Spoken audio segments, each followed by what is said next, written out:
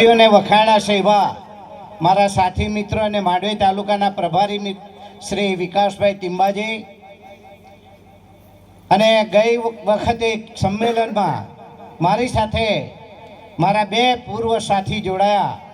એમાંના પૂર્વ તાલુકા પંચાયતના પ્રમુખ ભાઈ શંકરભાઈ, પૂર્વ જિલ્લા પંચાયતના પ્રમુખ ભાઈ અરવિંદભાઈ, એપીએમસી માર્કેટના પ્રમુખ ભાઈ લલ્લુભાઈ, તાલુકા પંચાયતના કારોબારી સદસ્ય ભાઈ કમલેશભાઈ, બળવંતભાઈ, શિક્ષકગણ, મારુવતજી, તમામ શિક્ષકો ભાઈઓ બહેનો વડીલો અને માતાઓ, આજે રખસખડી ગામ મારો નિર્ધારિત પ્રોગ્રામ હતો, કાર્યક્રમ હતો અને તેમાં આજે મારે આવવાનું થયું છે. રખસખડી ગામની અંદર નિર્ધારિત કાર્યક્રમ હોય અને કદાચ કોઈ મંત્રીને મંત્રીમાંથી પડતો મૂકે ને તો નાસીપાસ થઈ જાય કે ના થાય? પણ હું ક્યારે નાસીપાસ થતો નથી. મારામાં હિંમત છે, કામ કરવાની તેવડ છે. મારી પાસે સત્તા હોય કે ન હોય, પણ ભલભલ અધિકારીઓ પાસે કામ લાવવાની સત્તા ને તાકાત કુંવરજીમાં છે. એટલે મારો કાર્યકર એક પણ નિરાશ નહીં થાય. હું તમને કહેવા માટે આવ્યો છું કે મારો કાર્યકર એક પણ નિરાશ નહીં થાય.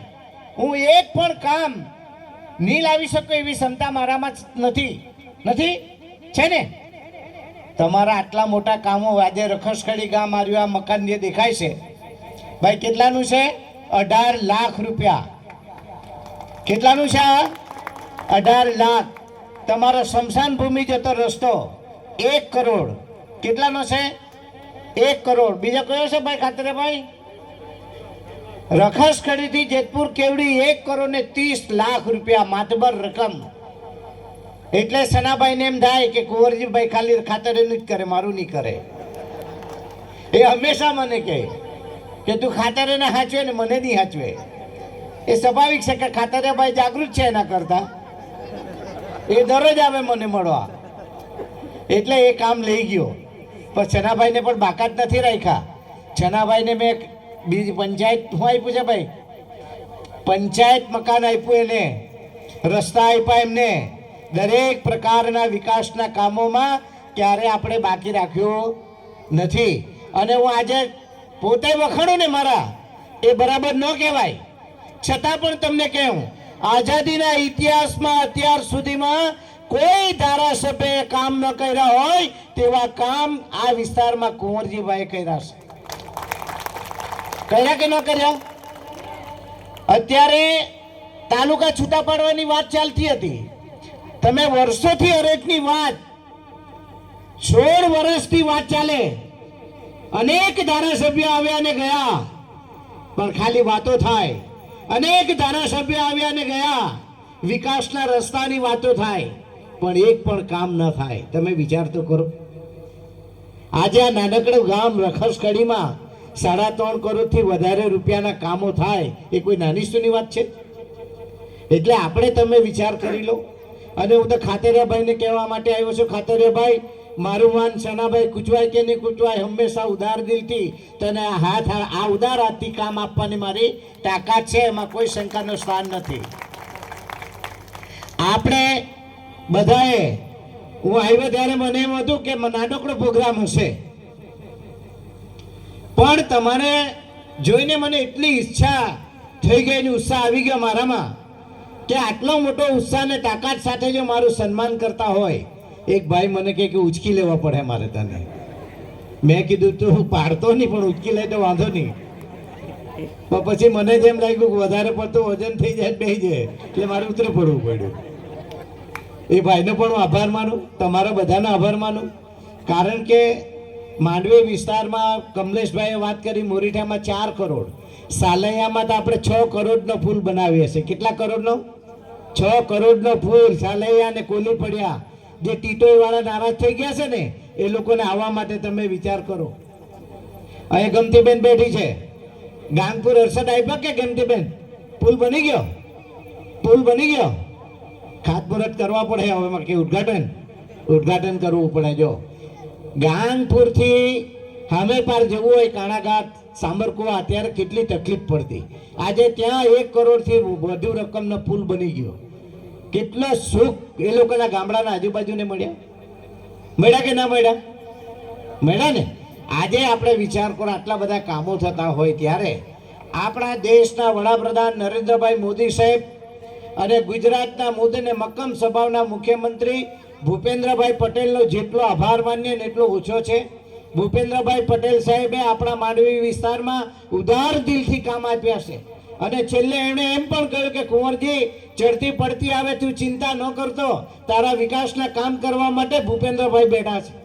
તમે વિચાર કરો, આટલા ઉદાર સાથે વાત કરતા હોય તો હું બમણી તાકાત સાથે કહું છું કે અત્યારે જે કામો લાવ્યા છે એનાથી વધારે કામ પણ હું લાવીને તમને બતાવી દેવા. મારે લોકોની સાથે હરીફાઈ કરવું છે. જે ધારાસભ્યો બની ગયા છે તે લોકો નથી લાવ્યા ને, એ કામ મારે લાવવા છે, એ કામો મારે તમારા સુધી પહોંચાડવા છે. અને અત્યારે તો અહીંયા મેં ગીત ગાતા ત્યારે મને એટલું મન થઈ ગયું, ગુંજે ગુજરાતની ધરતી. આપણી ગુજરાતની જે ધરતી છે એ ધરતી પવિત્ર ધરતી છે. પવિત્ર ધરતી હોવાને નાતે આપણે ત્યાં અંગ્રેજો રાજ કરતા હતા. એ અંગ્રેજોને ઉખાડીને ફેંકી દેવામાં 2 મહાન વિભૂતિ પેદા થઈ, મહાત્મા ગાંધીજી ને સરદાર વલ્લભભાઈ પટેલ. થયા કે ના થયા? થયા ને. એવા જ 2 મહાન વિભૂતિ આજે આપણા ગુજરાતની અંદર દેશ ચલાવી રહ્યા છે, નરેન્દ્રભાઈ મોદી અને અમિતભાઈ શાહ. તમે વિચાર કરો, આ કેવી ધરતી છે, પવિત્ર ધરતી છે. કૃષ્ણ ભગવાનને પણ એકવાર એમ થયું કે મારે મથુરાની ગાડી છોડી દેવી છે, અને મથુરાની ગાડી છોડીને એ આપણા ગુજરાતના ક્યાં આવ્યા? દ્વારકાધીશ આવ્યા. ક્યાં આવ્યા? દ્વારકાધીશ. અને આ દ્વારકાધીશ પવિત્ર ધરતી છે. એ જ પ્રમાણે આપણે કાળિકા માતાની વાત કરીએ. કાળિકા માતાને પણ એમ થયું કે મારે ગુજરાતની ધન્ય ધરતી પર જવું છે, એટલે પાવાગઢ આવીને એમણે વસાહત કર્યો. એ જ પ્રમાણે અંબામાં પણ અંબા ગામની અંદર આવીને વસાહત કરી. અંબાજીમાં એ પવિત્ર ધરતી પર આવ્યા. અને વિશેષ હું તો તમને અભિનંદન આપું છું, તમે બધા નસીબદાર છો કે આવી ગુજરાતની પવિત્ર ધરતી ઉપર જ્યારે તમારો ને મારો જન્મ થાય તો આપણે બધા નસીબદાર છીએ. છે કે નહીં? છે કે નથી? બોલો તો ખરા. ખાતરે આખતરા બોલવું પડે ને. એટલે તમે ચિંતા ન કરતા. આ તમારો ભાઈ તમારા વિકાસના કામ માટે બેઠો છે. હજી પણ વધારે કામો લાવવા માટેની મારી તૈયારી છે, પણ મારી એક જ શરત, રખસકડી અને કાટકુવાના ગામના લોકોને એક જ શરત કે આ વખતે તાલુકા પંચાયતની સીટ જીતાડો ખરા? જીતાડશો ખરા? પાકું ને? પાક્કું? જોરમાં તો બોલો. પણ સાથે જિલ્લા પંચાયત પણ જીતાડવી પડે. એના માટે શું કરવું પડે?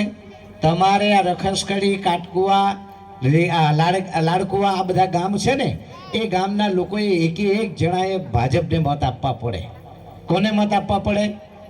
ભાજપને, એટલે કમળને.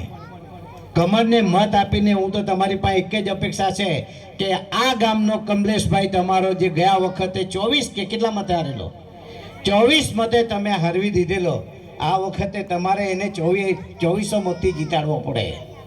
કેટલા મતથી? 2400 મતથી જીતાડવા પડે તમારે બધા એને. એટલે આ તાલુકા પંચાયત, જિલ્લા પંચાયત ખૂબ અતિ મહત્વની છે. કેમ અતિ મહત્વની? કે જો તાલુકા પંચાયત આપણે ગુમાવીએ તો આપણા વિકાસના કામમાં પાછી બ્રેક લાગે. શું લાગે?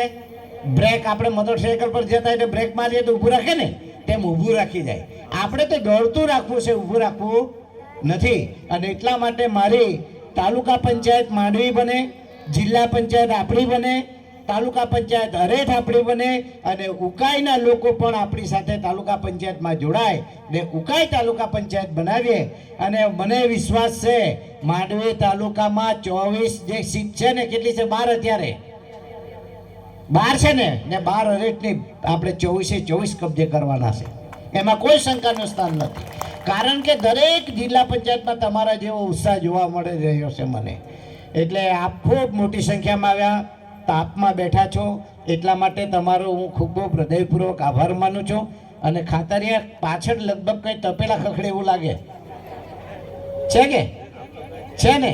ગામ લોકોએ બધી તૈયારી રાખી છે. જો મારા માટે હશે, બધા માટે જ છે. તો મારે જમીને જ જવું પડે. તો ખાતરિયાનો પણ આભાર, આપ સૌનો પણ આભાર.